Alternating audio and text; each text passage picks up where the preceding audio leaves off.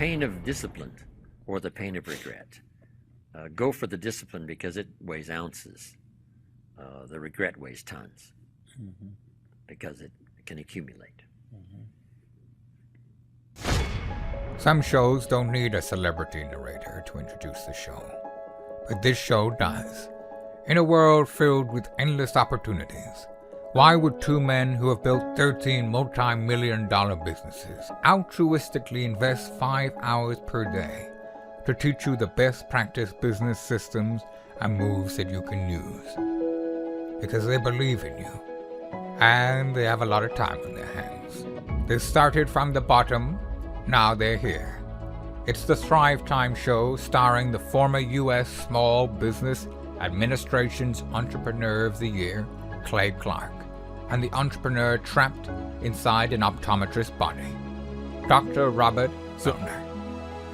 2 men, 8 kids, co-created by 2 different women, 13 multi-million-dollar businesses. We started from the bottom, now we here. We started from the bottom, and we'll show you how to get here. Started from the bottom, now we here. We started from the bottom, now we here. Mr. Clyde started from the bottom, and now we're at the top, teaching you the systems to get what we got. Colton Dixon's on the hooks, I break down the books. Z's bringing some wisdom and the good looks. As the father of 5, that's why I'm alive. So if you see my wife and kids, please tell them hi. It's the CNC up on your radio, and now 3, 2, 1, here we go. We started from the bottom, now we here. We started from the bottom, and we'll show you how to get here. Started from the bottom, now we here. We started from the bottom, now we here. We started from the bottom, now we here. We started from the bottom, and we'll show you how to get here. Started from the bottom, now we here. We've all been through something that would give us adequate justification for being a lifetime victim. Or we could say we now have adequate motivation to become a victor. I used to stutter as a kid. I grew up poor. I was sexually abused as a kid. My best friend was killed when I was in college. My wife had a late-term miscarriage. My son was born blind. My dad died from Lou Gehrig's disease. And those are not my justifications or my excuses. We could all check the victim box, or we could check the box that says victor. Today's guest grew up in a home where he was raised by an alcoholic father, and yet he became the #1 public relations consultant of all time. Today's guest grew up severely dyslexic and was called dumb, yet he became a multiple-time New York Times best-selling author. Today's guest grew up in New York, yet he moved to California, where he knew no one, and he went on to become the public relations consultant of choice for Nike, for Prince, for President Bush, for Michael Jackson, for Nancy Kerrigan, for Barbara Streisand, for 58 Academy Award winners, 38 Grammy Award winners, and 43 New York Times best-selling authors. And so we had the honor of having Michael Levine attend our last in-person Thrivetime show workshop. And when he spoke about why you need to decide whether you want to become a victim or a victor, I was taking notes, I was wowed by his intensity, and I was making sure that our editors were editing a few of the colorful metaphors and descriptive 4-letter words that he was saying during his presentation.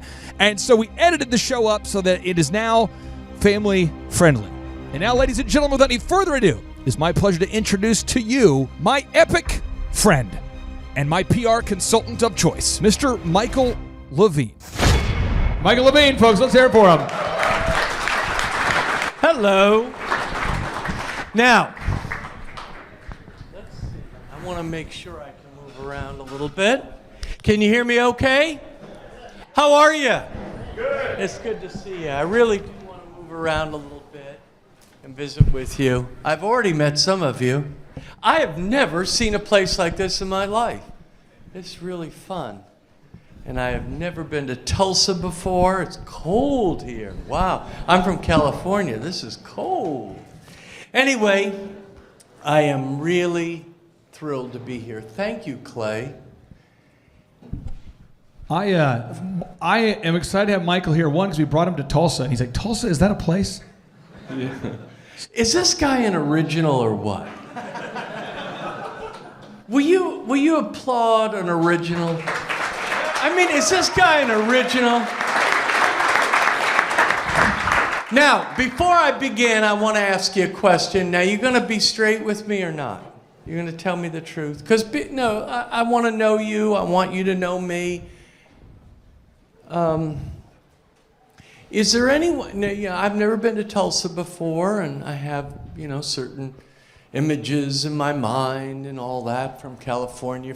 I was born in New York. And is there anyone here, and feel free to say if you are, is there anyone here that's off-put, offended, off-put by what might be referred to as rough language? Anyone here? Now, come on, tell me. Colorful language. Hush up. I'm sorry, everybody, in advance. No? Okay, you all right? All right. That's cool. Because if you were, that's all right, too. I used to get a bell sometimes. Instead of cursing, I'd hit the bell. But that's all right. Anyway, listen, let me start with a confession. I'm going to offer you a confession. I fell into this public speaking business by accident.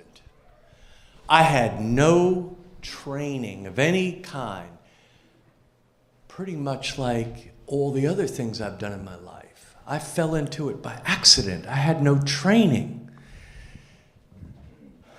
And so if I had gone to some kind of Dale Carnegie course, I guess I would have been told to begin today with a story. And so I will. And I figured, what kind of story can I tell my friends? Does this move out more? Is there any? I think you might have hit the max capacity. I hit the max? I think you hit the maximum capacity. If somebody... We have a crack squad of mic extension team members. We can make it happen for you. Marshall's on it. The tallest man in the world is going to help you. All right. So I'm going to begin with a story, and I figure, what story can I tell my friends in Tulsa? What story? And I'm going to tell you a story because I'm from Hollywood. I'm going to tell you a story about Hollywood. Okay?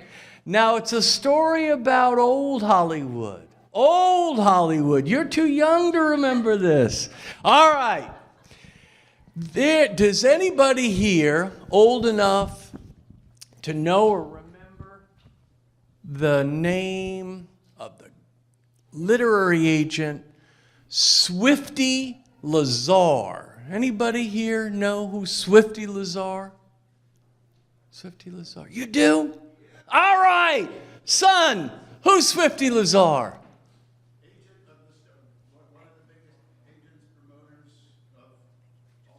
The biggest literary agent of all time. Now, he passed away years ago, and he was real small, and he had big glasses, but he was the biggest literary agent in the history of Hollywood. And son of a... He spent 6 years of his life signing his biggest client. 6 years to sign his biggest client. Cary Grant. Now, you don't even know who Cary Grant is. Who knows who Cary Grant is? Let me tell you who Cary Grant is, darling. Cary Grant would be George Clooney times 1,000. Yes? Yes, say yes. Don't make me raise my voice. Now, Cary Grant, he signs his biggest client of all time. There's no email then. So he comes into the office, Cary Grant, in his office, signing his client 6 years, signing his contract. He signs his contract. Now, Cary Grant is getting ready to leave the office. Leave the office. And he puts his hand on the door, right, to leave, facing that way. And he says, Mr. Lazar, before I leave, I have one final question.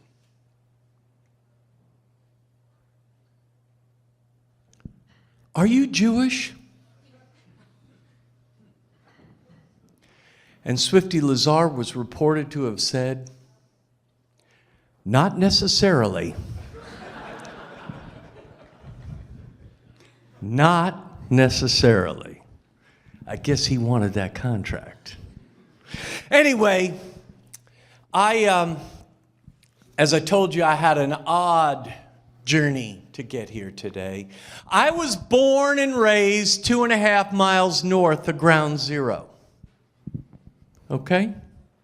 I was born and raised 2.5 miles north of Ground Zero. I am one of the few living Americans that watched the World Trade Center be built twice. And I came from a bad home. I had an alcoholic parent. How many of you have ever either known someone or struggled with that kind of family situation? Raise your hand. It's not an easy deal. It's not an easy deal. You know that. Now, I had another problem. I had a disability that is better known today than it was 40 years ago. I had the disability called dyslexia. Anybody here know what that is? You know what it is? Raise your hand if you know what it is. A lot of you do. But you see, 40 years ago, it was a different deal. We had a different word for dyslexia then. 40 years ago, son, can I tell you what it was called? Dumb. Did you hear me? Okay. See, 40 years ago, we had a different word for it. It's called dumb. So, with an alcoholic parent and dyslexia, I was a lousy student. I barely graduated high school. Barely graduated high school. Now I'm 17, I'm out of the house. I got no money, I got no job, I got no education, I got no parenting. I'm scared and I'm skinny, and I got dyslexia. See, that's what's called, darling, bad cards. See? And isn't that something, friends? How your life goes is in large part how you play your cards. Isn't that something? See, some people get bad cards and play them well. Some people get good cards and play them bad. And a lot of people get medium cards and play them medium. See, if you're born on third base, you didn't hit a triple, son. See? You hear me? Don't make me raise my voice. So, now, I'm 17, I'm scared and I'm skinny. And I got no money, no job, no education, no parenting. And I got dyslexia. So, I had two passions all my life. I just talked to a 17-year-old kid here. I said, do you know what you like? He says, no, I don't know yet. That's okay. But I knew I was interested in two things. As a young person, I was interested in two things all my life. Why? I don't know. I just was. And I'll tell you how to figure out what you're interested in if you care. But I was interested in two things. I was interested in politics, and I was interested in the entertainment industry. Politics and the entertainment industry. Now, I'm scared and skinny, and I'm 17, and I'm thinking, what do I do? What do I do? I'm interested in politics. I'm interested in entertainment. And I said, you know what? You know what?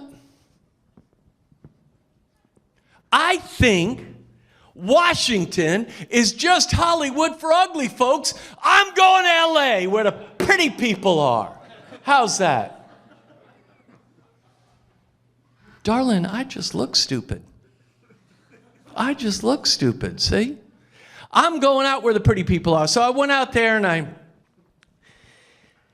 I met through a friend of a friend of a friend of a friend, and so much of life is proximity. You did a big thing today. See, you don't even realize you did a big thing. It's called showing up.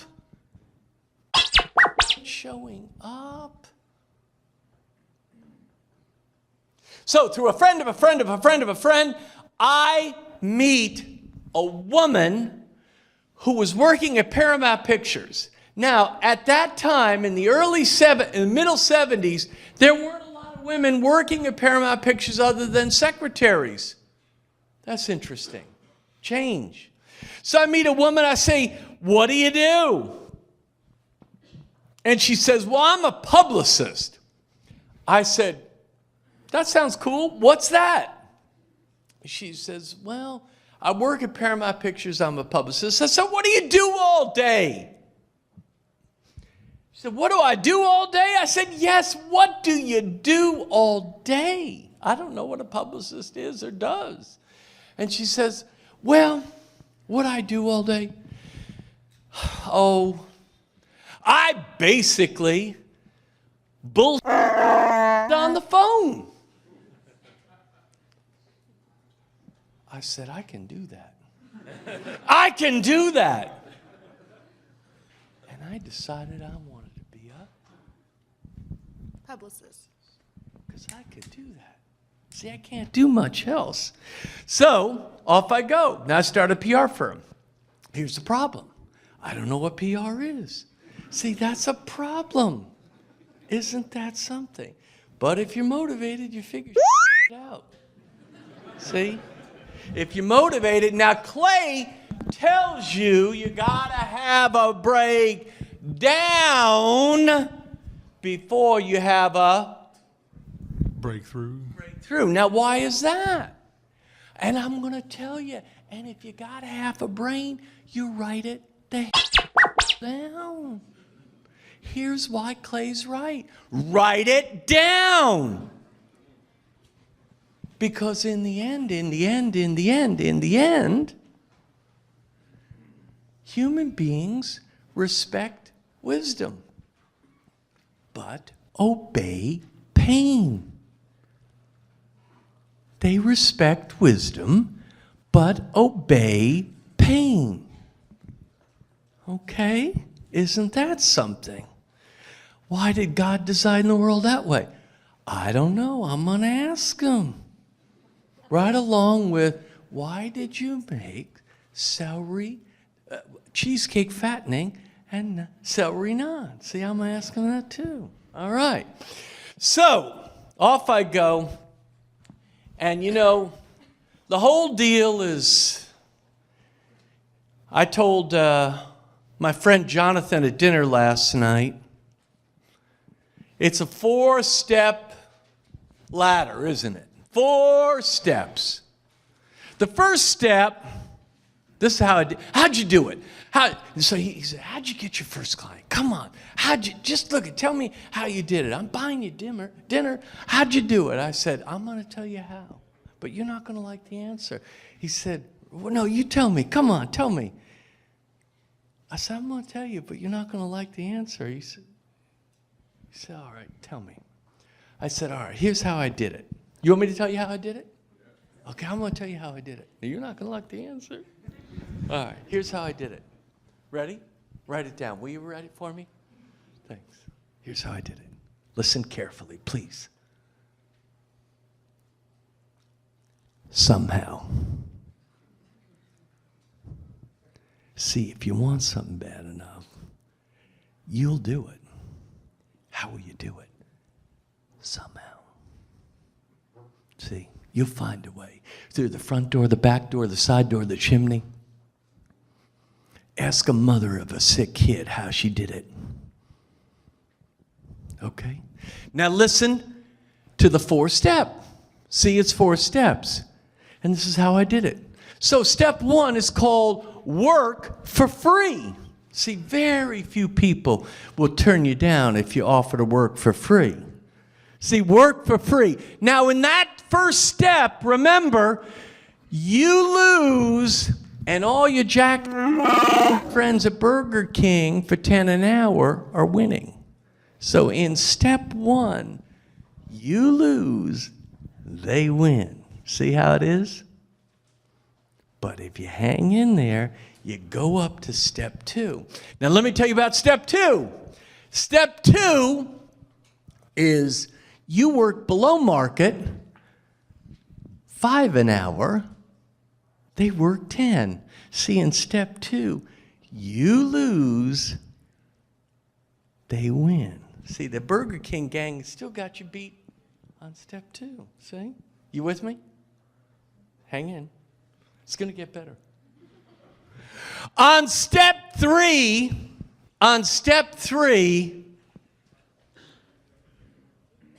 you work for market, they work for market. It's 10-10. That's called a tie. See, you finally caught the Burger King gang. See? Now it's a tie. And what happens on step 4? They work for 10, and what happens to you? You work for 1,000, see? Takes 40 hours to make a living, 40 hours to make a fortune. Now, what's 40 plus 40? Nah, see, you didn't like that. There's got to be a shortcut. No. What's wrong with you? By the way, who taught you to look for one? Who sold you on that plan? The same Jack that told you not to carry a business card? Come on. You're too smart for that stuff. All right. So I start a PR firm. Now I get lucky and I work hard and I'm working 90 hours a week and all the rest. And because I'm not very talented, but I work hard. See?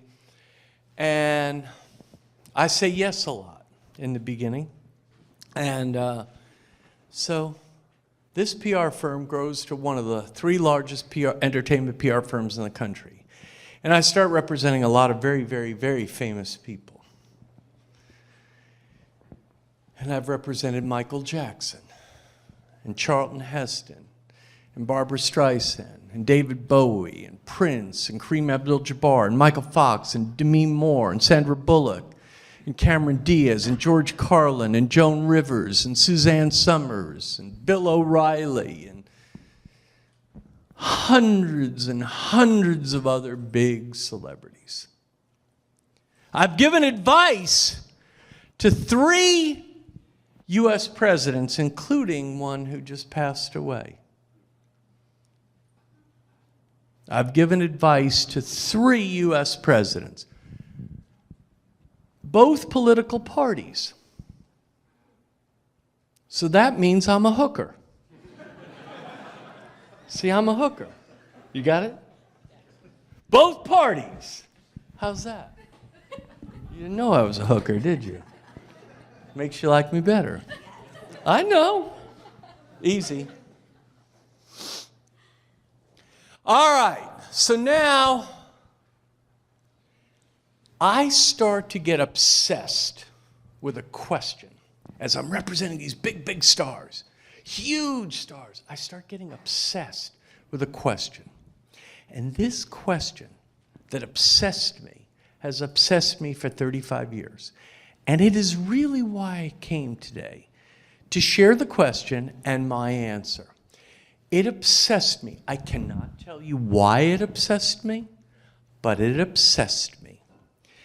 And the question was there something that these super successful people knew that we mere mortals did not know,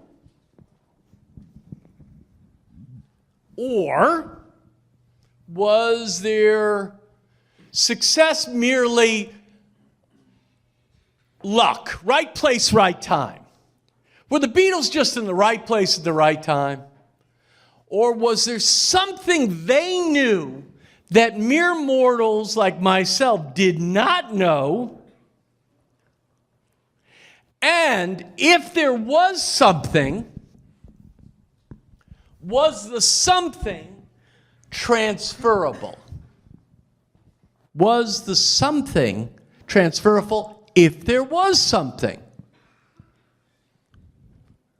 Now remember, I didn't get good cards. So I was real invested in this question, because if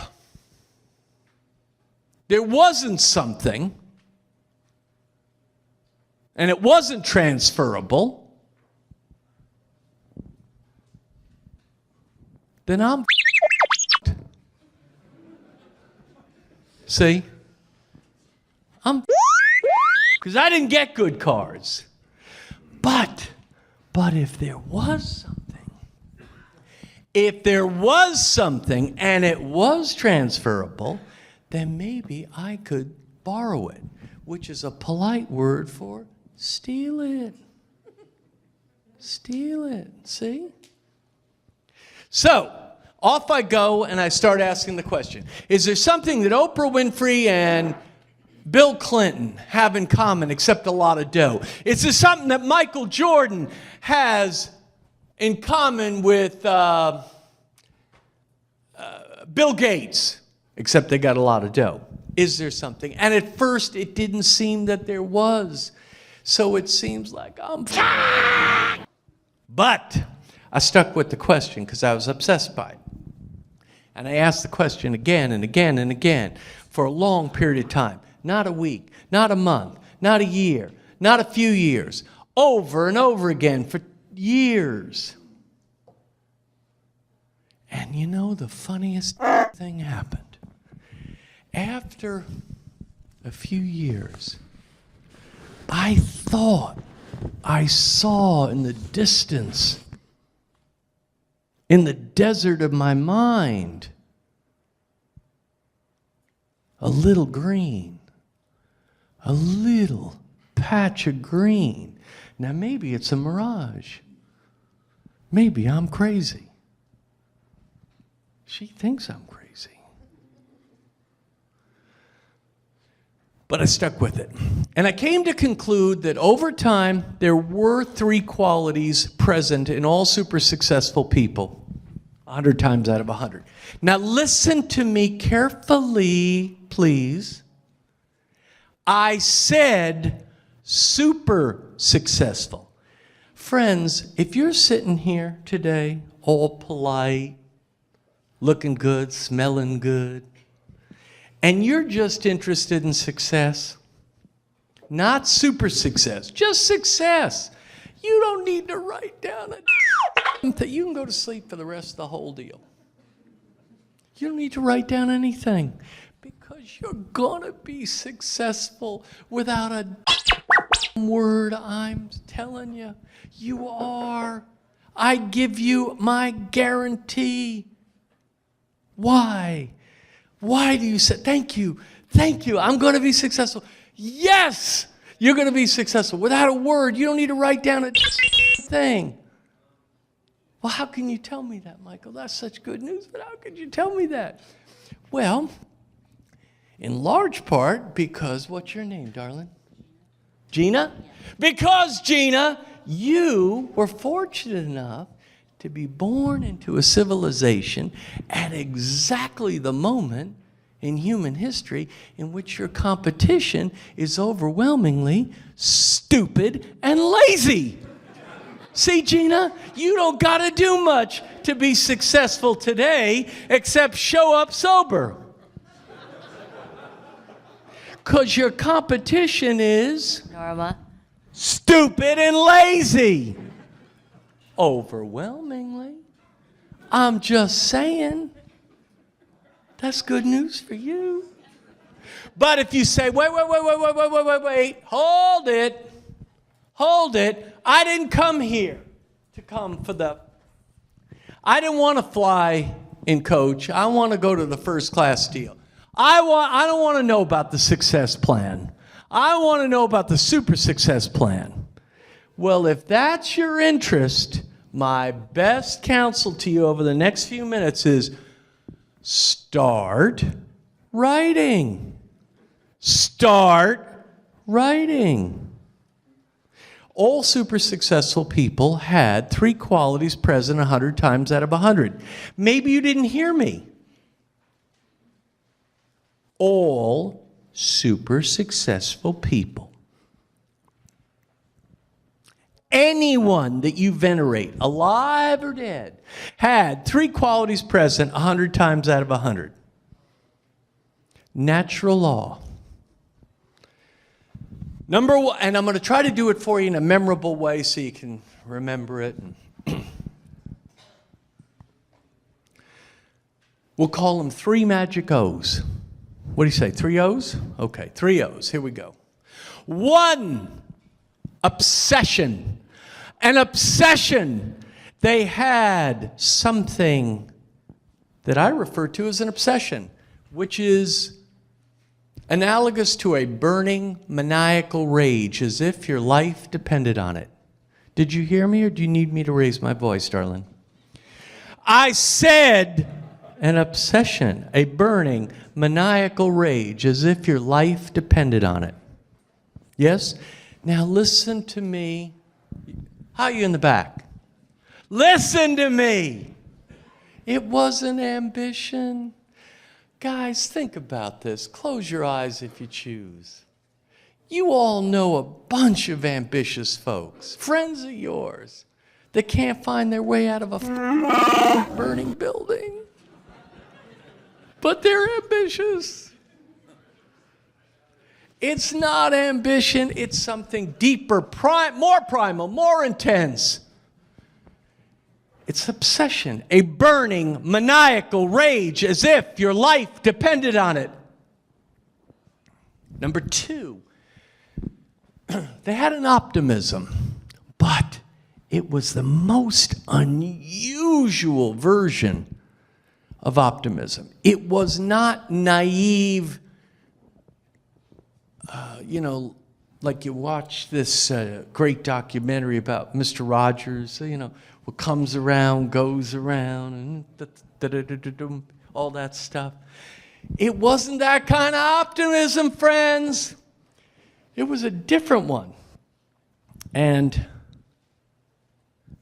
it was an optimism. Well, first of all, how many of you understand the concept or feel you have a modest understanding of the concept of paradox? Paradox. Raise your hand if you feel like you're modest.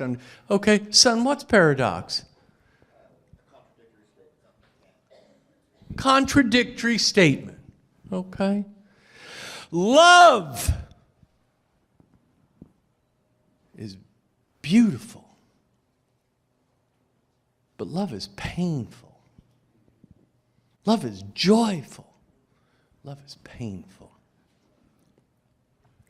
So this optimism that our super successful friends had was paradoxical. It was an optimism. Now write this down. I'll come back there if I have to. Yeah. It was an optimism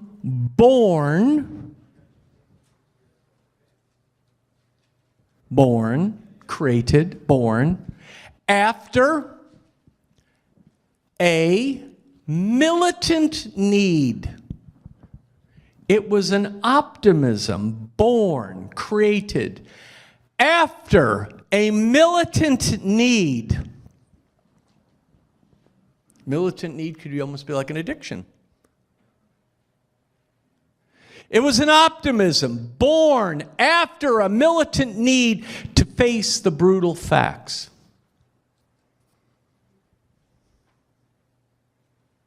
And here, my dear friends, were the 2 brutal facts that our super successful friends discovered when they peered into the face of destiny. 1, the game is not easy. The game is not easy. 2, the game is not fair.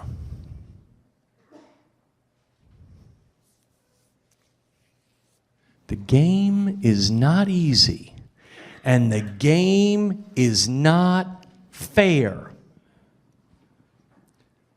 So do me a favor.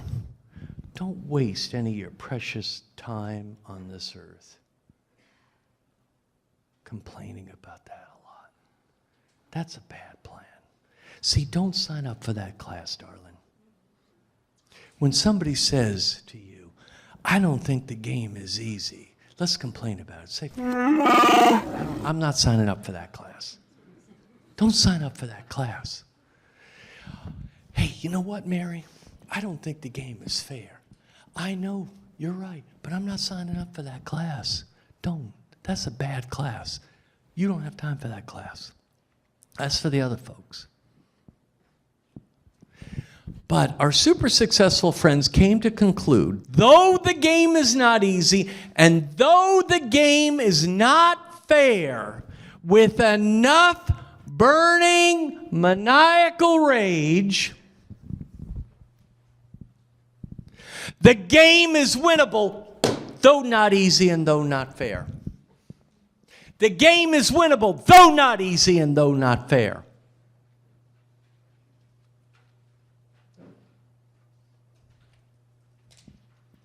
Optimism.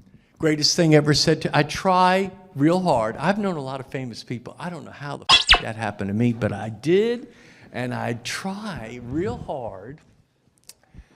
And I'm not perfect at it, but I try hard not to name drop too much in my talks, because that's cheating. But the smartest thing ever said to me on the topic of optimism was said to me by General Colin Powell in only 6 words. Now, pretty good. Profundity in 6 words. That's not bad. So he said, and I don't count my name as one of the words. See, I took that out. He said, Michael, he's a big general. He said, Michael,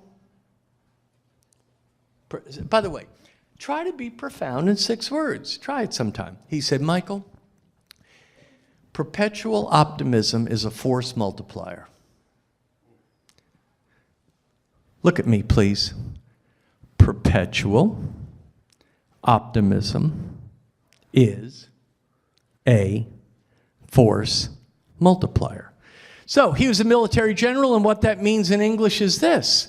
If you take 10 men, or women, and you put them in a military environment, and you saturate them with optimism, those 10 men can fight with a force of 50. Those 10 can fight with the force of 50. If you take those same 10 men or women and you put them in the same environment and you saturate them with negativity, those 10 men can't fight with the force of 2. See, this is what's got me so concerned about our friends in the minority community. From the moment they take their first breath of air, they're told, you can't, you're a victim, you're a victim, you're a victim. Now, son, if you want to be broke in America, or darling, if you want to be broke in America, I can tell you how to do it. It's real easy. All you got to do is think like a victim. And I promise you, your ass will be broke in America. Son, if you want to be broke in America, all you got to do is go home and think like a victim. You'll be broke. I promise you. Don't worry about it. I promise you, 100%.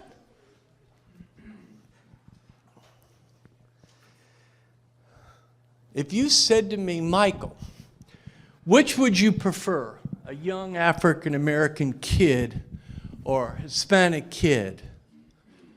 Smoke crack cocaine or inhale daily belief of victimhood? I say, can I think about it? Can I think about it for a while? I don't know. I'm not sure. Let me think about it. Okay. Now, the last is the last O. So the first O is obsession. The second O is optimism. But it's an unusual, paradoxical version of optimism. Now, the third is called obligation. All super successful people had an unnatural commitment to their word, particularly to themselves. Impeccable with their word, particularly to themselves. Let me tell you something I noticed, and maybe you have too, if you think about it. Here's what super successful people didn't say. Most folks say, you know, next year I'm going to lose some weight. Next year I'm going to lose some weight. That's what most folks say. Super successful people say 12 pounds, April 17th. 12 pounds. And you know what they do? They tell folks. And they almost always write them. You see all these on the wall? That stuff is powerful, see? Because that's a pledge now. See? Everybody can see it. Isn't that something? 12 pounds, April 17th, son. See? Written. They don't say I'm going to lose some weight. Because if you say I'm going to lose some weight next year, how's that work out? Generally not as good, right? All people were impeccable with their word, particularly to themselves. They had a plan, almost always written. See, what kind of jack goes on a car trip without a map? Tell me about that.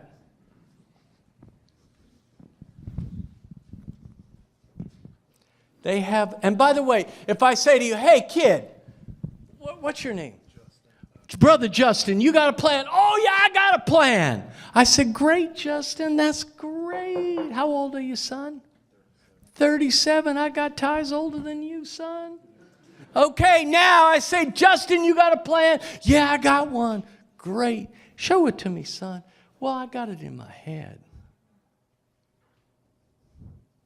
Does Justin have a plan? Or does Justin have a bunch of pretty ideas floating around his adorable head? He don't have a plan. Now, he's so dumb he doesn't know it. He thinks he's got a plan. See? He don't have a plan. You got a plan that's written. Almost always shared with folks.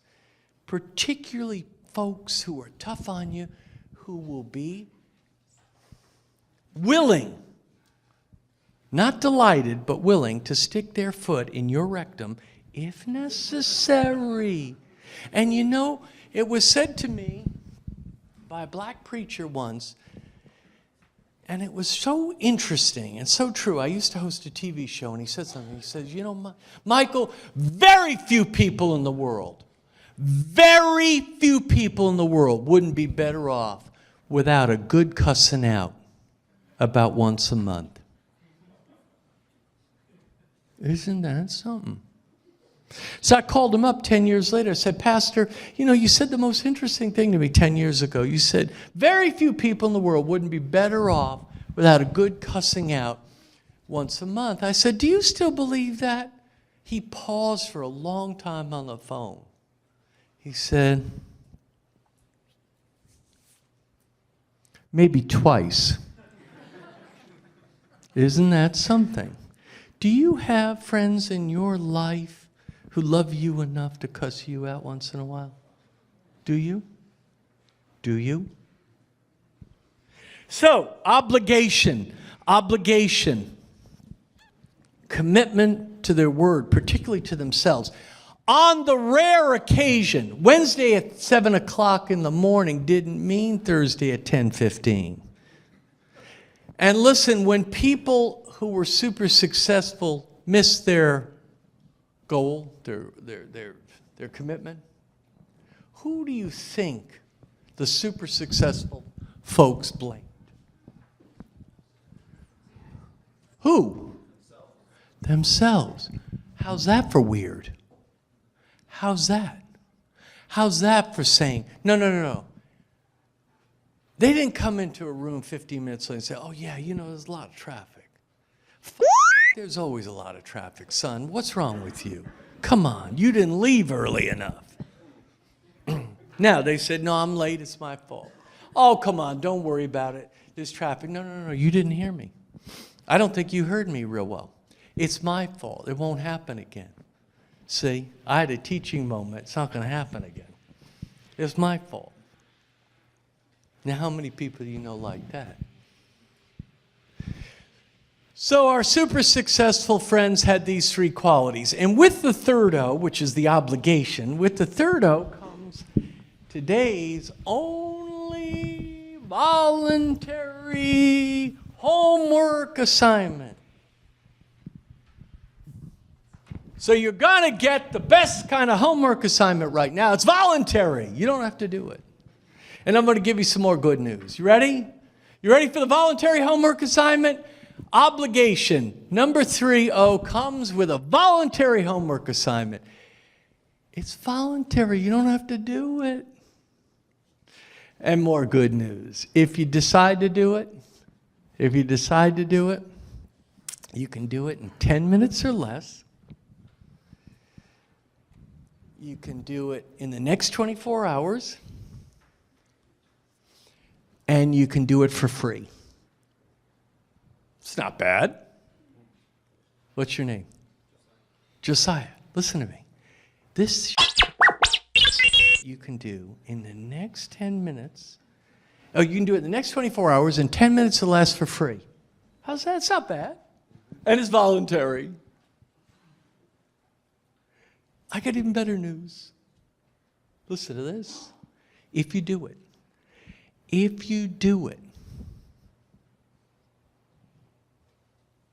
I will give you a 100% money-back guarantee that this one homework assignment, just this one homework assignment, will change your life instantly.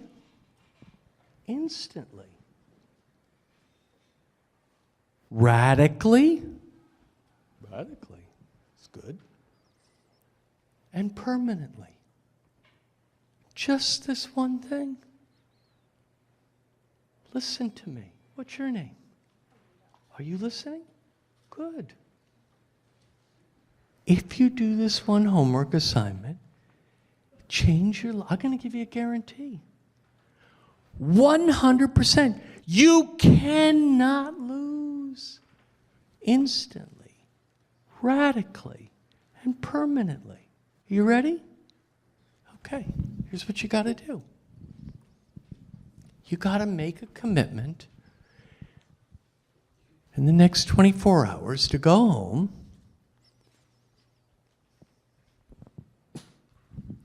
and fire your flaky friends. You got to go home in the next 24 hours and fire your flaky friends.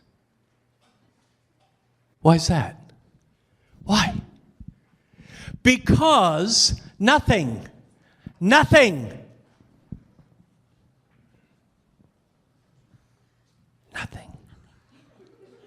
will interfere with your capacity to reach your fullest and highest potential like the secondhand fumes of flakiness. Did you hear me? Do you need me to say it again?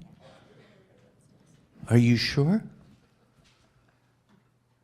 Nothing will interfere with your capacity to reach your fullest and highest potential like the secondhand fumes of flakiness. That's it, guys. 3 O's. 3 O's. And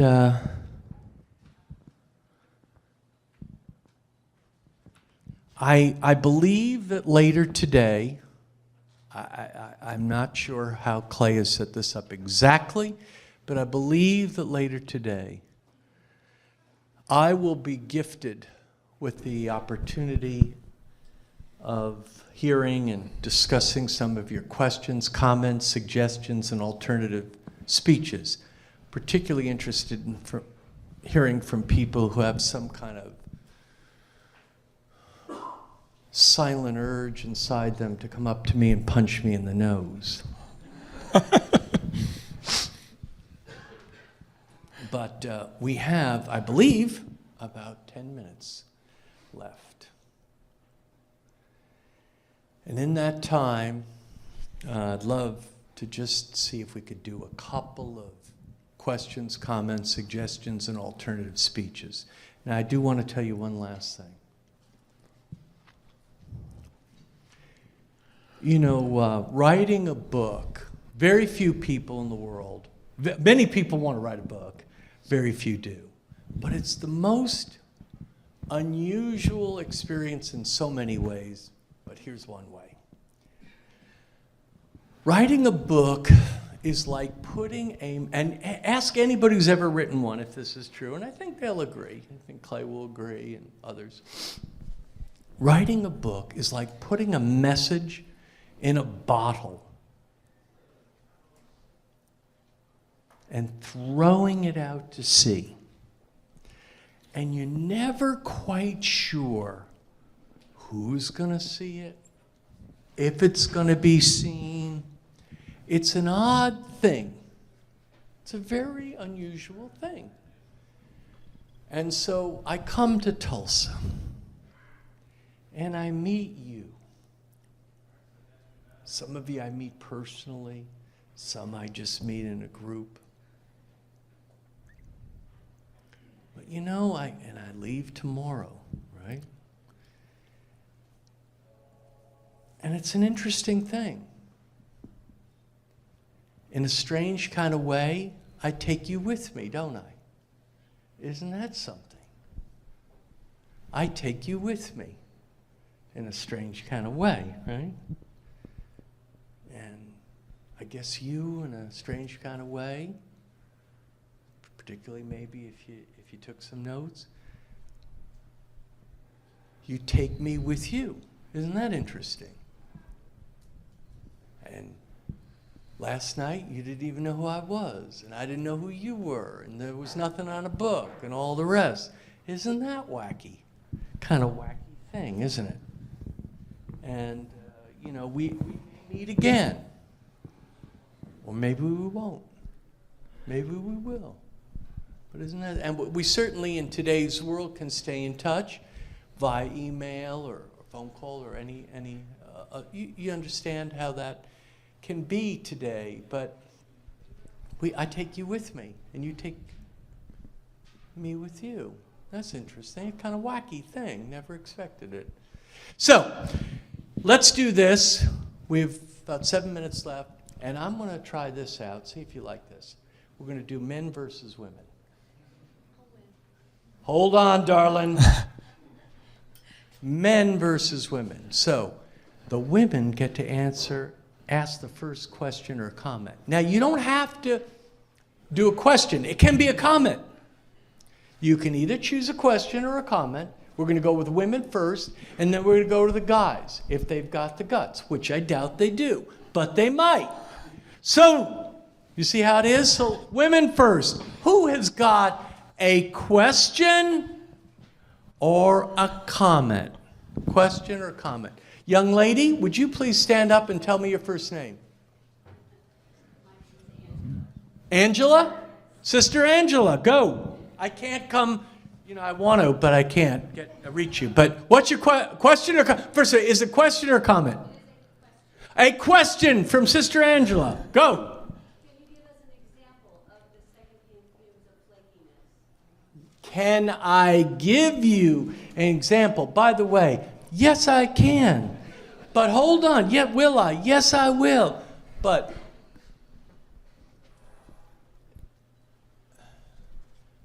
just raise your hand if any of you can think of how flakiness has cut off your potential in your life? Raise your hand. We can all give examples of some kind or another. Look, Angela, you got to make a decision on how you're going to live your life. You only get 168 hours a week, darling, and you get the same 168 that Oprah gets, and Barack Obama gets, and Bill Clinton gets, and Michael Jordan gets. You get the same 168 hours. Now, one of the problems with flakiness is really fucking expensive from a time point of view, isn't it? Chasing people around, trying to keep people. You like herding cats, darling? You got better things to do than herd cats? If you want to make your time count, do you think herding cats is a good way to spend it? Probably not. If you got a best friend or a good friend that you can't count on, you got to write 94 times to make sure they're going to show up. Is that a good use of your time, darling? And let me tell you something. This is important. Write it down.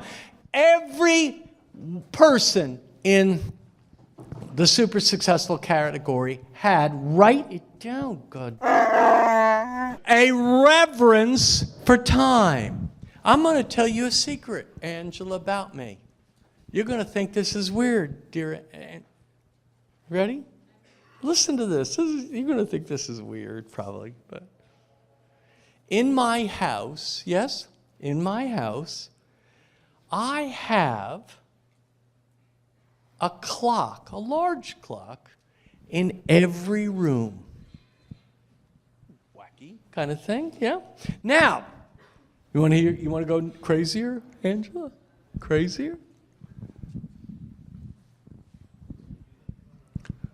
I've got a timer in every room. That's something? A clock and a timer. A clock and a timer in every room. Oh, come on, Michael. No, you don't. Yeah, I do, really. That's crazy. In your bathroom? Yeah. Why is that? Because I have a reverence for time. Do you? Do you? Do you? Maybe. We'll see. We'll see. By the way, if, darling, you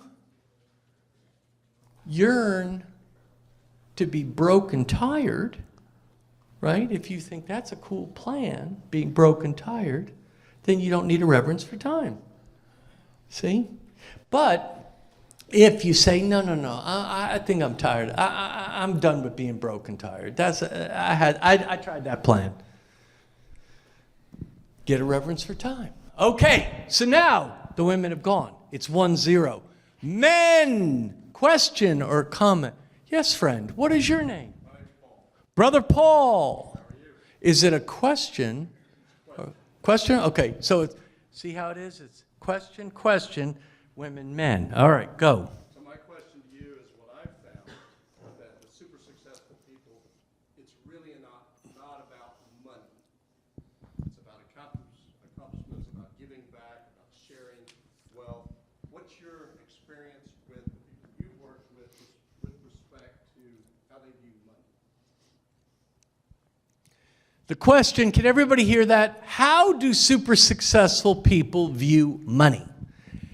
I think that super successful people, I've observed that super successful people understand that money is a currency or gasoline, right, that helps drive the car, the engine of many things.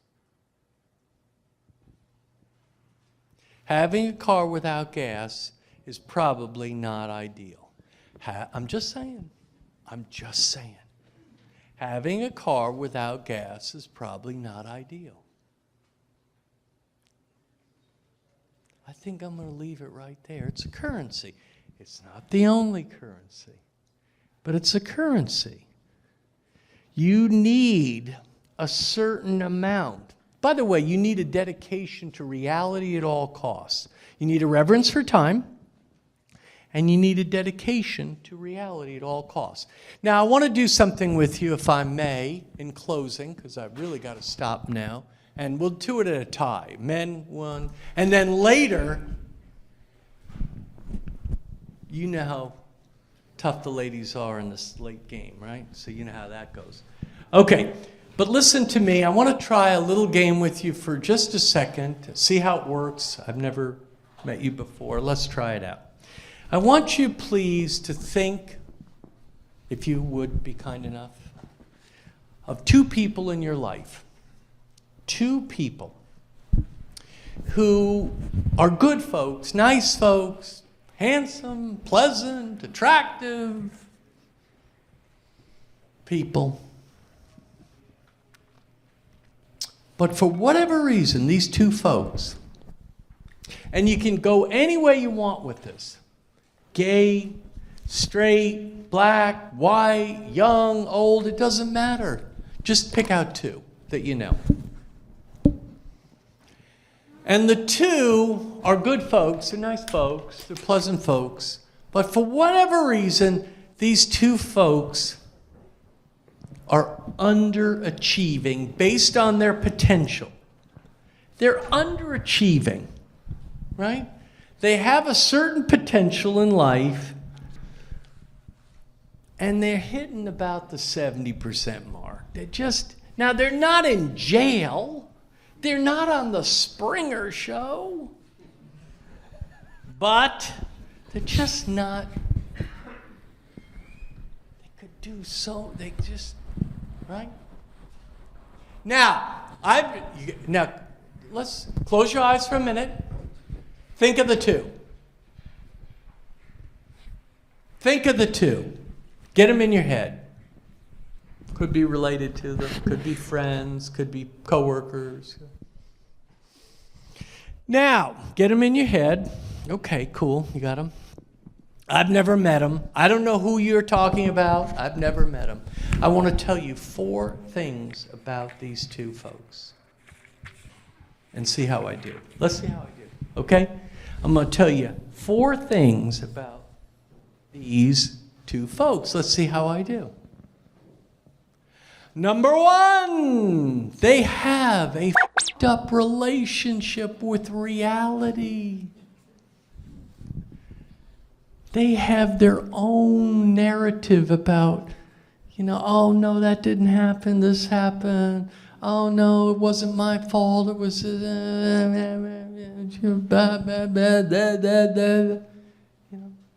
have a f***ed up relationship with reality. Number 2, they have a f***ed up relationship with responsibility. It's never their fault. It's always somebody else. It's men, it's sexism, it's whites, it's Hollywood, it's America, it's the big one? What's the big one? It's my parents. That's the biggest. My husband, my parents, my this, my kid. They have a up relationship with responsibility. Number 3, they have a up relationship with time. They're always late. They're always running behind the 8 ball. They're always jammed. How have you been, Harry? Oh, I've been jammed. I'm going.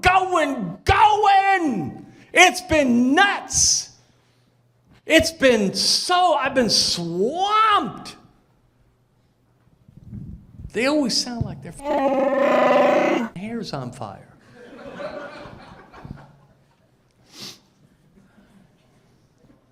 Number 4, they have a relationship with communication. You call them, they never pick up their phone. They can't seem to return a phone call. Their ringer didn't work. Their battery's dead. I didn't. I meant to call you, but you understand. I've been jammed. I've been swamped. Things have been getting crazy here. I know I meant to do it, but They got a up relationship with reality, responsibility, time, and communication. How'd I do? Does that sound like a couple of your friends? Yes? Raise your hand if it sounds like a couple of your friends. Ain't that a...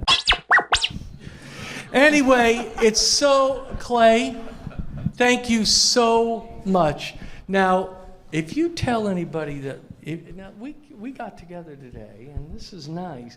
Now, don't you tell people I swore like this.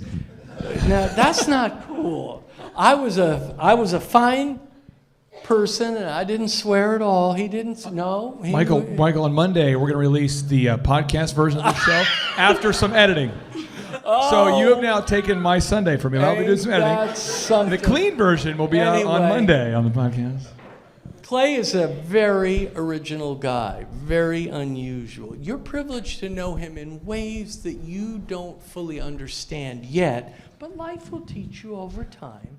If you get out of your own way, over time, earmuffs. Life will instruct you over time about how valuable some of the things that he is attempting in an evangelical way. An evangelical is a bringer, not a religious thing, a bringer of the good news.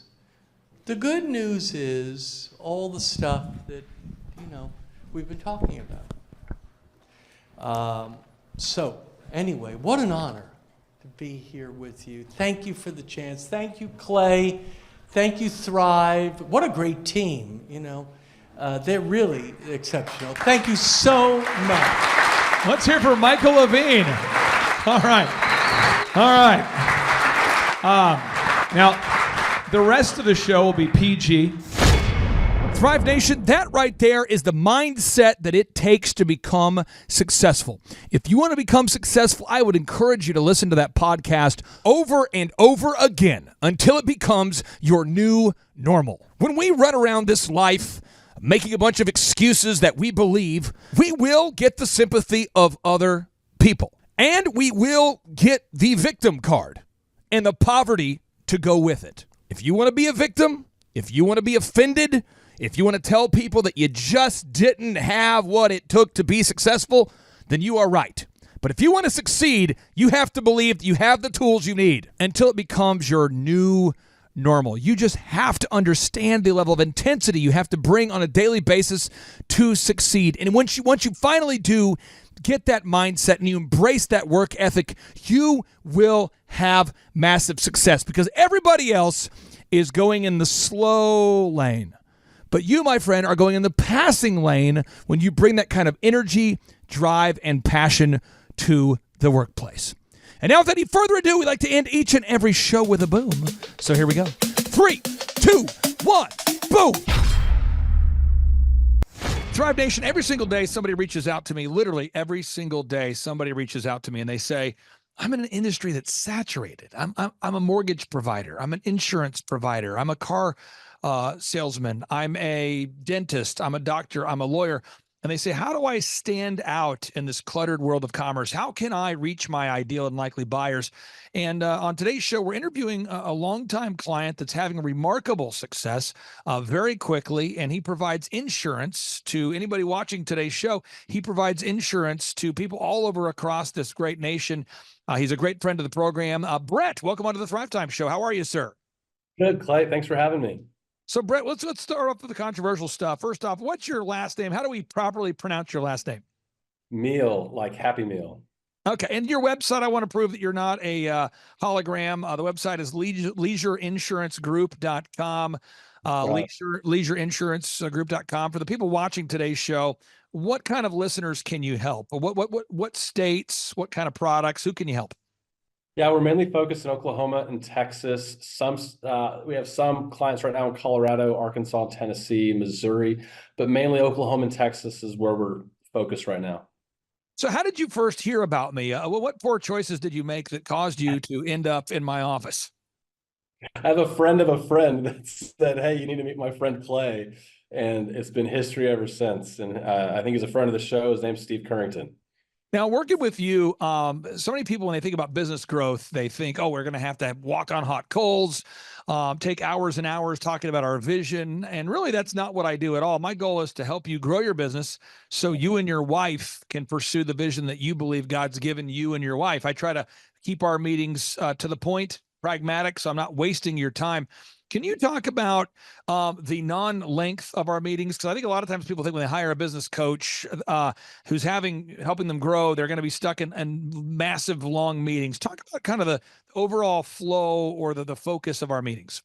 Yeah, I mean, it really depends on, how the week before went, which is great because it's all about accountability.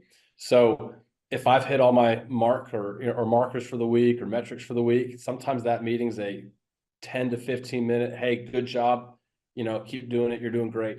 Sometimes we got to dive a little deeper, and sometimes those meetings go 30 minutes, but the most it's ever taken is 45, I think. And we were kind of dealing with some website issues. So, average time is 20 to 30 and really productive, and highly accountable. Now, your growth has been outstanding. I don't want to exaggerate the result. I just was looking at the tracking sheet today, and I don't want to give a wrong number or wrong percentage, but I mean, have you grown double the size you were before you met us? Have you grown 10 times, 1 time, 33 times? How much larger are you now than when you first started with us? Well, the prior company I was with before was a captive group, and in my first 6 months in the brokerage and working with you, I had already sold more in the 6 months than I did in my 2.5 to 3 years with the other company. And just to be clear, when you say captive company, what that means is you're selling insurance for one particular brand. And so you're pitching a specific brand. And now you're free. If people go to Leisure Insurance, if they go to your website right now, if anybody goes to your website, that's leisureinsurancegroup.com, you can now sell a variety of products. Am I getting that correct, sir? Yeah, absolutely. So we have a contract with, several different AM best rated carriers that we find the best rate with the best coverage on the market. And when you with a captive agent, they have one carrier and that they can shop with. And sometimes that's good. Sometimes it's not so good because you can't control rate. Now you're saying more product now in a month than maybe you used to sell in a year. Am I getting that right? Yeah. So actually last month was July. And ever since I've been in this industry, 4 to 5 years now, we've always known July is to be our worst and lowest month we've ever had. And that's the mindset everyone has. And since working with you, my mindset obviously has changed a lot about what's possible, what we can do. And July, which was last month, was the largest month I've ever had on record by triple. So I tripled last July's production, and it was just a real testament to just stay with the process, keep going. And I just had the biggest month in what is traditionally our lowest month. Now, this is big. Whenever you take the sun, for anybody out there who wants to talk about the sun and magnifying glasses, and someone says, I like this. Are we going to talk about burning ants? What you do is you take the sun's rays and you harness them via the magnifying glass, and you focus that magnifying glass on a given area. And if you do it, you can cause something to burn. You can cause a fire. Now, if you don't focus on core tasks until success, you will never create enough heat or enough energy to actually start a fire. And I believe that's a big part of growing a business. And so every single week, and again, there's 14 steps to growing a business. I'm just focusing on one of them during today's testimonial video or success story video. Every week I talk about VISM, video reviews, images, search engine content, more reviews. That represents the entire marketing plan. Video reviews, images, search engine content, more reviews. Can you talk about just maybe the maddening nature of having somebody that literally obsesses on the same thing every week? I mean, I know it produces fruit, but also knowing that it's a simple plan that actually works. Yeah. I mean, just today, I think we spent about 5 minutes of our meeting talking about VISM, and today's main thing was Google reviews. Get more Google reviews. Get more Google reviews. And I'm a believer because there's proof in the pudding. And so whenever you say it, I just know, hey, you're applying pressure to this because we're onto something and we're on a heater and we need to keep going. And so I just trust the process and get more Google reviews. I think we got 10 today. So. Now, your business, again, I just want to be very clear because you're saying you're now selling 3 times more this July than you sold last July. Am I getting that right, sir? Yeah. Yeah. Yeah, and again, you're selling more in what, a month than you used to sell in a half a year, or what's a better way to articulate that? I'm just trying to, because again, Yeah. people listen to this show, they're listening because they want to have real results. How would you best describe the results you've had? Gosh. I mean, what I used to do with our old company in 1 month, I do in a week on average. So you're now closing 4 times more deals than you used to close. Absolutely. That's incredible. Okay, so now this is the system. I'm giving people the system. Someone says, "What's the secret system?" A lot of these ridiculous business coaching programs, they have this system where you pay $1,700 this month, and the next month we'll teach you the secret. We just charge a flat rate of $1,700 per month. Someone says, "What? 1,700?" That's a 20% margin. Thus, I make $340 a month per client. It's really a simple system. I've been doing this since 2005. So we talked about this system. I'm going to go through these 14 points. Box number 1, with every client, we sit down, we figure out your revenue goals. What are your yearly goals? What are your weekly goals? We do that. Okay. Second, what's your break-even number? Can you talk about the importance of knowing your numbers now? I mean, really knowing how much you have to sell just to break even? Absolutely. I mean, you got to have a target to hit. You can't just go in and hope and wish and dial without having a target. And so you've been really good about saying, okay, I remember that first meeting because it was like, here's what I think we should do or could do. And we've exceeded that. And we've, over the last year, really just incrementally added more numbers. We've upped the numbers. Okay, cool. You got 20 this week. How about 50? Okay, you made X amount of calls. How about 50 more this week? And so we just consistently up those numbers. And so we are not just hitting the goal, because once we've hit it, you always push me to go further and get and reach for more. And so that's been incredible to see. Now, next, I want to really, really hammer this, folks. Box 3.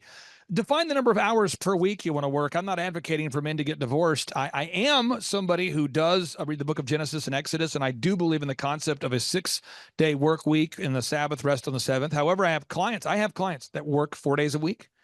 I have clients that literally, I have one guy I talked to today. I won't mention his name. He jokes. His goal is to figure out how many minutes per week he can work. He literally is to a point where he's trying to work less than an hour a week.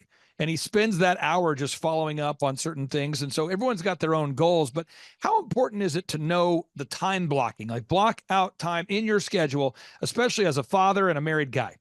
Yeah, it's incredibly important. And, I sat down with my wife when we started this new venture, said, hey, I'm getting challenged a lot. And, for us to get where we need to go, I need to go in on Saturdays. So I work Monday to Saturday. And you've been really good about helping me figure out what's important to focus on and time blocking it. It's really good working with you because I can see your actual calendar and how to stay accountable to things and to actually finish it. It's also encouraging because I see your calendar and realize how light my calendar is. So there's never an excuse to not get anything done. So yeah, it's, you know what? And the time blocking is such a big thing for anybody out there. Time blocking. You got to block out time. Box number 4, unique value proposition. At Leisure Insurance, I would argue you guys are allowing people to find the best rates possible. The best plan, the best rates, the best policy. People could call it the 3 Ps. I tell non-captive insurance agents I work with, I talk about the 3 Ps a lot. When they ask me, they say, what can I do to make my brand different? I say, focus on the 3 Ps. They say, what are the 3 Ps? I say, best price, best product, easiest person to work with. Best product, best price, easiest person to work with. How has it helped you knowing that you got a website that represents you? Because we do include the photography, the video, the web, the search engine, the branding, the online ads, all of that's included. How much has that helped you go out there as an individual, knowing that you have a website that represents those 3 Ps behind the scenes? Yeah, as a business owner and someone that's just driving the business, I don't have to focus on it. That's a huge load and mental load and even just skill set I don't have to think about it. And, to know that you guys are consistently updating that and putting that out there. So it's just one thing off my plate and I can focus on what's really important. Now we're moving through these boxes again, folks. I've written a book. You can download it for free. I've written 30 plus books, but you can download this book for free. It's called A Millionaire's Guide. You can download it for free at thrivetimeshow.com/millionaire. You can download the book for free, thrivetimeshow.com/millionaire. Box number 5, branding. People do judge you based upon the first impression, website, print piece, logo, branding. Box number 6, we talked about it. That's the marketing strategy for you, in particular, VISM. You've got to have a 3-legged marketing stool, a sturdy stool of at least 3 ways that you market in a sustainable way. I do not ask you to do things on a weekly basis that are not scalable. I focus on repetitive systems that work. Can you just give the listeners out there an example? How much are your Google leads up this time, this month versus, let's say, 6 months ago? Oh my gosh. 10x. I mean, legit 10x. Yeah. So how has that impacted you having your Google leads go up by 10x? I mean, yeah, and my phone rings nonstop, and which people are wanting to buy or interested in buying your product, so they're automatically a prospect. And so it's been awesome. I don't, the marketing leg of just having leads come to you is such a load lifted off my shoulders. Now we look at box number 7, having a sales conversion system. You do a great job with this, but you have sales scripts, recorded calls, print materials that make sense, pre-written emails. You got it in place. Box number 8, figuring out how much profit you actually make. You do a great job. You got to measure what you treasure. Tracking is a big part of success. You do a great job of that. Cumulatively, I think we all do a great job of that on your account, keeping track of the numbers that matter. Box number 9, you got to be organized to build an organization. This just in. You've got to be organized to build an organization. You got to create repeatable systems if you want to scale a company. You got to be organized to build an organization. Can you talk about that a little bit, having a team behind the scenes that knows where to find files and organizes your business cards and print pieces in a way where you can actually find your passwords? Yeah, absolutely. We have a sheet that is the agenda sheet that's got, everything you can think of. It's got last year's lead tracker. It's got last year's sales report. It's got the password sheet. It's got the contracts. It's got scripts. It's got everything you think of. So if you lose something or can't find it, you know where to find it. It's on the agenda.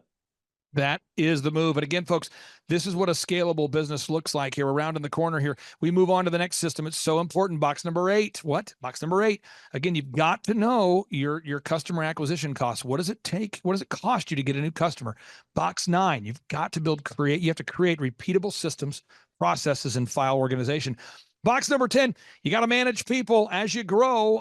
Once you nail it, you got to scale it. And eventually you have to manage people. We do talk about that a lot in our business coaching. For sake of time today, we won't get into that a lot, but you've got to find a way to hold people accountable. Carrot and stick, merit-based pay. Box number 11, you've got to create a sustainable weekly schedule. That's a financial tip and a marriage tip. If you want to keep at least 51% of your net worth, don't get divorced, okay? So you've got to create a repetitive weekly schedule. Box number 12, you got to hire great people. You got to hire people. This just in, folks. You got to hire great people that you can train and retain, people that are already inspired to do what is required, and we teach how to do that. And then box 13, you got to make sure you have money left in the account. It's not how much you make, it's how much you keep. Again, it's not how much you make, it's how much you keep. So you got to look at the accounting. And then box 14, you say, what's the point of success? And I think that's where we're kind of getting with you right now. It's like, what is the point? When you're to a point now where you're looking at your calendar, you look at your week, your recurring business, your recurring your recurring billing, your insurance, where people go ahead and re-up their policy, they continue their policy. You have residual income coming in. You've got referrals flying in. People are now recommending you. You're starting to get to a place of financial abundance, prosperity. Then you can sit back and say, man, what's the point of this? And that's where we talk about our goals for our faith, our family, our finances, our fitness, friendship, fun. I'm going to let you kind of put a ribbon on the box here, or a bow on the present here. What would you say to anybody out there who's watching this that maybe is on the fence about scheduling a free 13-point assessment with myself and or attending one of our interactive 2-day business workshops? Yeah, if you care about your business, invest in it. And, it's totally worth showing up and at least listening. And if you can stay coachable and stay humble, I promise you it'll work, because it worked for me. And I just know that there's proof in the pudding. Someone from Google. Who's not a good fit? Who's somebody you say, hey, bro, seriously, bro, they only take on 160 clients, bro, save yourself the time. Don't fill out the form who should not be going to thrivetimeshow.com to schedule a free consultation? If you think you know how to do it already and you're just stuck in your ways and you're not going to work hard, that's who. Okay. And then final question I have here for you. How has the one-on-one business coaching impacted your life? Oh, it's been huge. The accountability is probably the bigger thing. Sitting in a room with you and some other business leaders, knowing that they've walked the same road I have, maybe not the exact same road, but they've been in my shoes, and there's just such encouragement. I always leave my meetings encouraged, believed in, and challenged. And so that's huge, because I want to grow and I want to go to whatever's next for me and take my family there. You know, folks, another way you can challenge yourself is to try driving your car with 3 wheels. That's a way to challenge yourself. Just rip off one of the tires, drive around with 3 wheels. That's something you could do. Another way you could challenge yourself is you could try to figure out the Rubik's Cube today. You could look at it, you try to figure out how to get it to work. You could go to the mall and stare at one of those paintings or posters where if you look at it long enough, you could eventually see something else. Those are ways you could challenge yourself, but I would recommend you challenge yourself to create time freedom and financial freedom. And also, if you're looking for insurance, and I know you are, I would encourage you to go to the website. I'm going to pull up the website one more time. That website you can go to is leisureinsurancegroup.com, leisureinsurancegroup.com. If you're in Oklahoma and or Texas, leisureinsurancegroup.com. You can go there to compare rates. Brett, thank you so much for your time today, sir. We'll talk to you soon. Thanks, Clay. Bye-bye. JT, do you know what time it is? 4:10. It's Tebow time in Tulsa, Jerusalem, baby. Tim Tebow is coming to Tulsa, Oklahoma during the month of Christmas, December 5th and 6th, 2024. Tim Tebow is coming to Tulsa, Oklahoma in the 2-day interactive Thrivetime Show Business Growth Workshop. Yes, folks, put it in your calendar. This December, the month of Christmas, December 5th and 6th, Tim Tebow is coming to Tulsa, Oklahoma in the Thrivetime Show 2-day interactive business growth workshop. Whoa. We've been doing business conferences here since 2005. I've been hosting business conferences since 2005. What year were you born?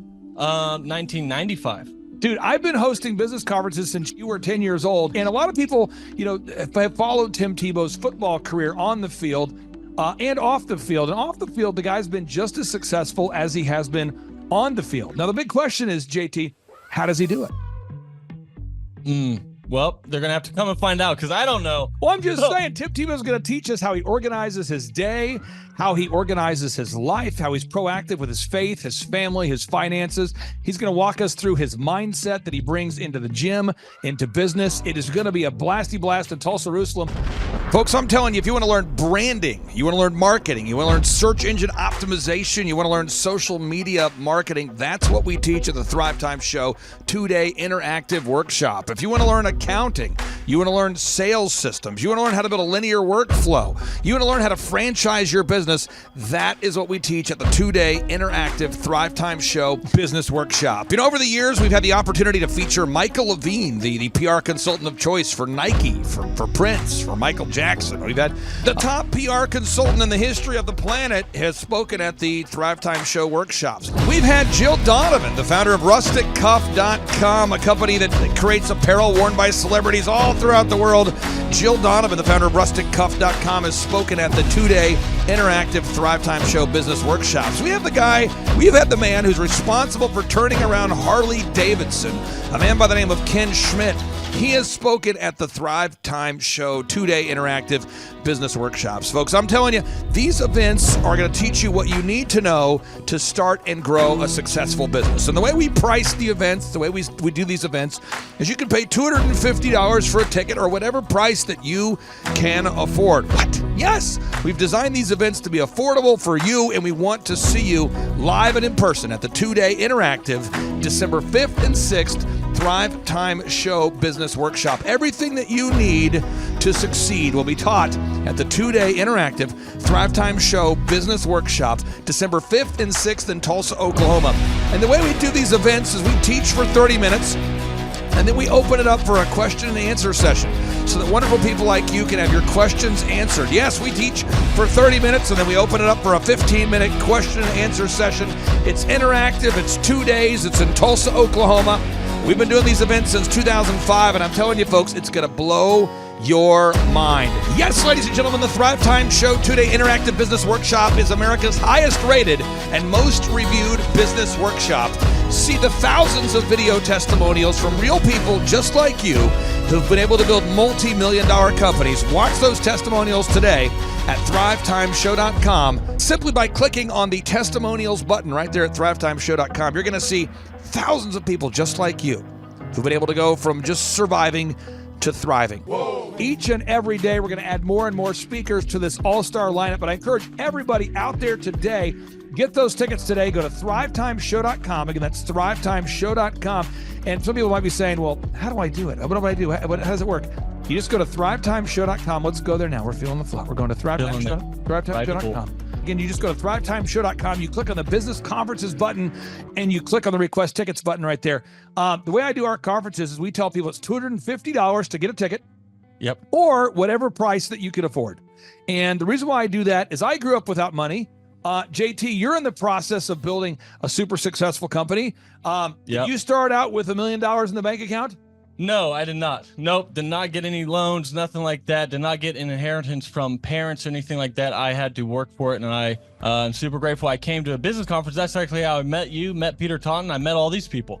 So if you're out there today and you want to come to our workshop, again, you just got to go to thrivetimeshow.com. You might say, well, who's speaking? We already covered that. You might say, where's it going to be? It's going to be in Tulsa, Jerusalem, Oklahoma. And so it says Tulsa, Jerusalem. I'm really trying to rebrand Tulsa as Tulsa, Jerusalem, sort of like the Jerusalem of America. But if you type in Thrivetime Show and Jinx, you can get a sneak peek or a look at our office facility. This is what it looks like. This is where you're headed. It's going to be a blasty blast. You can look inside, see the facility. We're going to have hundreds of entrepreneurs here. It is going to be packed. Now, for this particular event, folks, the seating is always limited because my facility isn't a limitless convention center. You're coming to my actual home office, and so it's going to be packed. Who? You're going to come. Who? You? I'm talking to you. You can just get your tickets right now at thrivetimeshow.com. And again, you can name your price. We tell people it's $250 or whatever price you can afford. And we do have some select VIP tickets, which gives you an access to meet some of the speakers and those sorts of things. And those tickets are $500. It's a 2-day interactive business workshop, over 20 hours of business training. We're going to give you a copy of my newest book, The Millionaire's Guide to Becoming Sustainably Rich. You're going to leave with a workbook. You're going to leave with everything you need to know to start and grow a super successful company. It's practical, it's actionable, and it's Tebow time right here in Tulsa, Jerusalem. Get those tickets today at thrivetimeshow.com. Again, that's thrivetimeshow.com. Hello, I'm Michael Levine, and I'm talking to you right now from the center of Hollywood, California, where I have represented over the last 35 years 58 Academy Award winners, 34 Grammy Award winners, 43 New York Times bestsellers. I've represented a lot of major stars, and I've worked with a lot of major companies. And I think I've learned a few things about what makes them work and what makes them not work. Now, why would a man living in Hollywood, California, in the beautiful sunny weather of LA, come to Tulsa? Because last year I did it, and it was damn exciting. Clay Clark has put together an exceptional presentation, really life-changing, and I'm looking forward to seeing you then. I'm Michael Levine. I'll see you in Tulsa. Thrivetime Show 2-day interactive business workshops are the world's highest rated and most reviewed business workshops because we teach you what you need to know to grow. You can learn the proven 13-point business systems that Dr. Zellner and I have used over and over to start and grow successful companies. I mean, we get into the specific steps on what you need to do to optimize your website. We're going to teach you how to fix your conversion rate. We're going to teach you how to do a social media marketing campaign that works. How do you raise capital? How do you get a small business loan? We teach you everything you need to know here during a 2-day, 15-hour workshop. It's all here for you. You work every day in your business, but for 2 days you can escape and work on your business and build these proven systems so now you can have a successful company that will produce both the time freedom and the financial freedom that you deserve. You're going to leave energized, motivated, but you're also going to leave empowered. reason why I've built these workshops is because as an entrepreneur, I always wish that I had this. And because there wasn't anything like this, I would go to these motivational seminars, no money down, real estate, Ponzi scheme, get motivated seminars, and they would never teach me anything. It was like you went there and you paid for the big chocolate Easter bunny, but inside of it, it was a hollow nothingness. And I wanted the knowledge, and they're like, oh, but we'll teach you the knowledge after our next workshop. And the great thing is we have nothing to upsell. At every workshop, we teach you what you need to know. There's no one in the back of the room trying to sell you some next big get-rich-quick, walk-on-hot coals product. It's literally, we teach you the brass tacks, the specific stuff that you need to know to learn how to start and grow a business. And I encourage you to not believe what I'm saying, and I want you to Google the Z66 auto auction. I want you to Google elephant in the room. Look at Robert Zellner and Associates. Look them up and say, are they successful because they're geniuses, or are they successful because they have a proven system? When you do that research, you will discover that the same systems that we use in our own business can be used in your business. Come to Tulsa, book a ticket, and I guarantee you it's going to be the best business workshop ever, and we'll even give you your money back if you don't love it. We've built this facility for you, and we're excited to see you. And now you may be thinking, what does it actually cost to attend an in-person 2-day interactive Thrivetime Show business workshop? Well, good news. The tickets are $250 or whatever price that you can afford. What? Yes, they're $250 or whatever price you can afford. I grew up without money, and I know what it's like to live without money. So if you're out there today and you want to attend our in-person 2-day interactive business workshop, all you got to do is go to thrivetimeshow.com to request those tickets. And if you can't afford $250, we have scholarship pricing available to make it affordable for you.